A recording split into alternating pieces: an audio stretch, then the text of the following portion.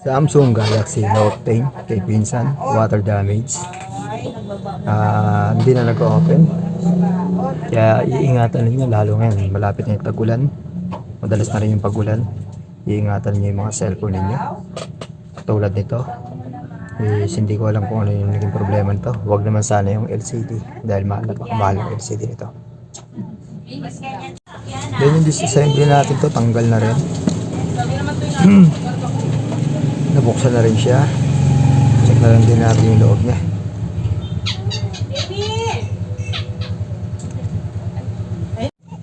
Busy assembly din natin. Gawin ko muna yung mga screw niya. Lahat.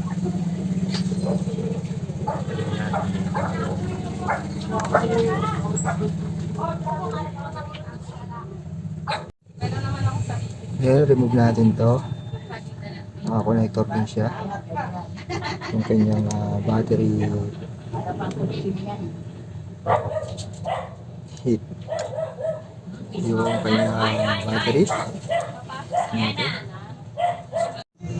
Hoy! Hoy! Churo! Oh, churo! Biglang ganun yung mukha eh. Biglang lungkot eh oh. Ay na, naiyak na. Ay, sus. Naligo pa. Ngayon, naligo siya na yung hapon. Pwede naligo siya hapon. Hanggang alas yung daw. Grabe, para ka nakalabang. Parang may nilalagkit. Para ka talagang ate. Yung LCD niya. Collection ng LCD. Napakadelikado. Mula na. Ngayon yung part ng water damage. Nakita niyo. Sa speaker niya. Bumukas ka agad. Malapit talaga siya nabasa yung pinakailalim niya. Ng LCD screen. Check this.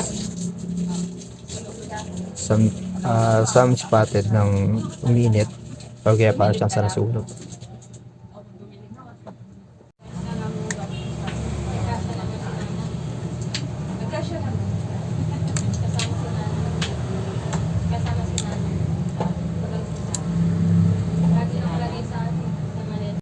Then babaklasin natin yung charging connector o yung PCB board connector para ma-check natin.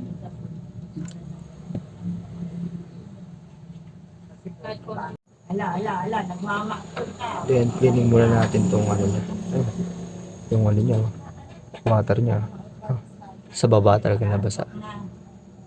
Mahirap sa LCD magiging problema nito. Wala magiging problema sa motherboard pero sa LCD kakaroon ng problema to. Cleaning lang natin.